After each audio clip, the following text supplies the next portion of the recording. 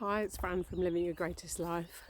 So I was thinking about estrangement and how do parents who have become estranged, how do they manage?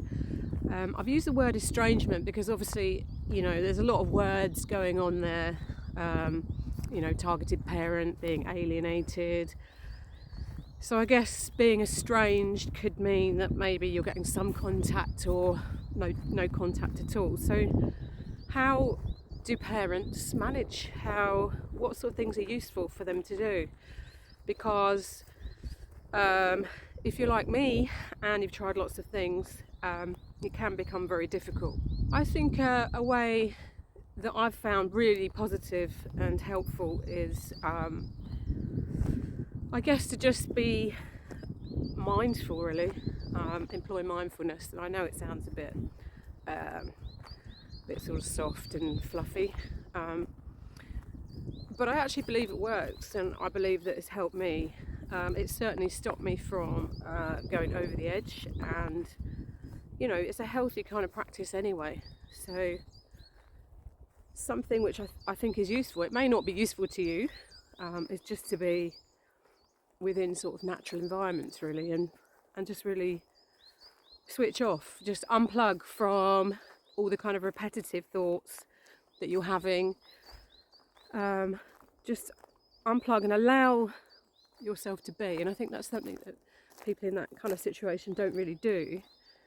They don't allow themselves to be. It's almost like, I don't know what it is. I don't know if it's the amount of pain and turmoil that's going on in there, if there's elements of guilt, but certainly people in that kind of high level pain just don't allow themselves to be free and free their minds. And after all, it's us that have control of our own minds. So, being within a natural environment and allowing yourself to be free,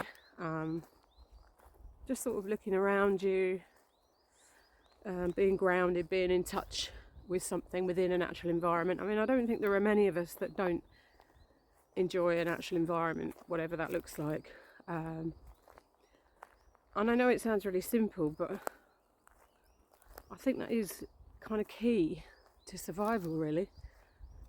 Just de-stressing, because we have a tendency to think repeatedly, over and over again. Over and over again, we think about the pain, the drama, how powerless we are, and you're not really solving anything, and then the more you think of lack, the less you have of whatever it is you want. It's almost like not saying you can control what happens with your mind, but you can certainly control how you receive it. So I feel that mindfulness is probably one of the most useful things that you could employ. Not just in this situation, but particularly in situations that are really harmful to you in a way. So, just coming somewhere such as here, just listening to what's around you, feeling grounded, and taking everything out of your mind, really. See, I think in the situation of being estranged from your children or child, I think it's really easy to just have these thoughts going on and on and on, round and round in your head. And the sad thing is that a lot of this stuff we do not have any control over. So it's kind of senseless in a way to keep going over and over something which we can't change. So I figured, well, rather than be powerless and have the same kind of thoughts, recurring thoughts, I really need to kind of allow those thoughts to dissipate. And a very good friend of mine once said to me, so he's a yoga teacher and has practiced mindfulness for years. He said, thoughts are like the ocean. They come in and they go out, and you have to choose which ones to hold on to.